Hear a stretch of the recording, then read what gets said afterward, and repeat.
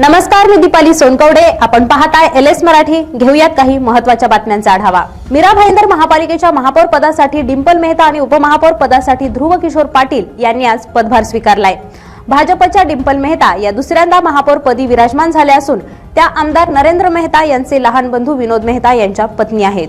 मुंबई महापालिकेच्या महापौरपदी भाजपच्या रितू तावडे यांची निवड झाल्यानंतर त्यांनी आनंद व्यक्त केलाय. हा माझ्यासाठी एक ऐतिहासिक दिवस असून माझ्यावर एक मोठी जबाबदारी सोपवण्यात आली आहे, असं रितू तावडे यांनी म्हटले. मला मुंबईत मोठ्या प्रमाणात काम करायचंय, तर त्यांच्याकडे मुंबईबद्दल प्रेम उरलं नाही, अशी टीकाही त्यांनी नाव न घेता ठाकरे गटावर केली आहे. अकोल्यात सामाजिक न्याय विभागाच्या बॅनरवरून वाद झाला असून वंचित बहुजन आघाडीने बस स्टॉप परिसरात लावलेलं बॅनर फाडून त्याचं दहन केले.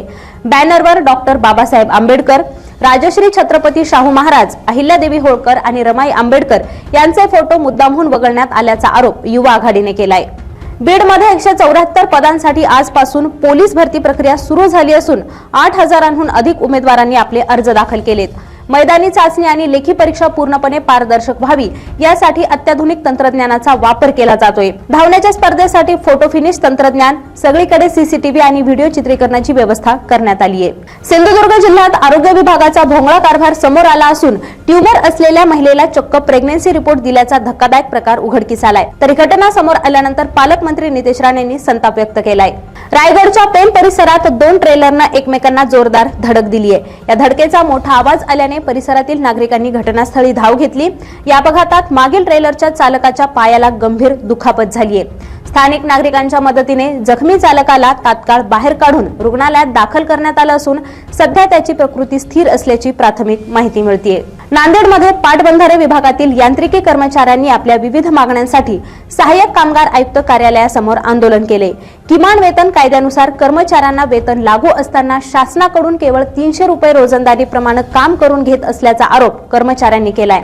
4 ते 5 महिन्यांपासून वेतनही मिळालं नसल्याने कर्मचाऱ्यांमध्ये तीव्र नाराजी आहे. अकोल्यात पाणीपुरी विक्रेत्याच्या घराला भीषण आग लागली आहे. या आगीत घरगुती साहित्य जळून खाक झालं असून लाखो रुपयांचं नुकसान झाल्याचा अंदाज आहे. तर सुदैवाने या दुर्घटनेत कोणतीही जीवितहानी झालेली नाहीये.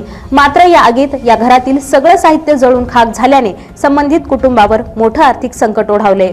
भिवंडीतील गोपाळनगर परिसरातील दोघांनी दुकान फोडून मोबाईल, लॅपटॉप असा एकूण 23 लाखांचा मुद्देमाल लंपास केलाय. या प्रकरणी पोलिसांनी 20 वर्षीय साहिद मोहम्मद आणि 23 वर्षीय उजेर अहमद इस्लाहुर रहमान खान यांना अटक केली आहे. यात आणखी कुणाचा सहभाग आहे का याचा तपास आता पोलीस करतायत.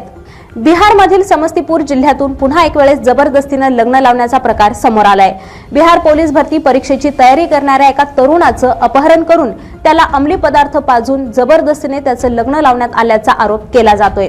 तर संबंधित व्हिडिओमध्ये हा तरुण पूर्णपणे मद्यधुंद आणि बेशुद्ध असल्याचं समजतंय. तर या होत्या काही महत्त्वाच्या बातम्या. पाहत रहा LS मराठी.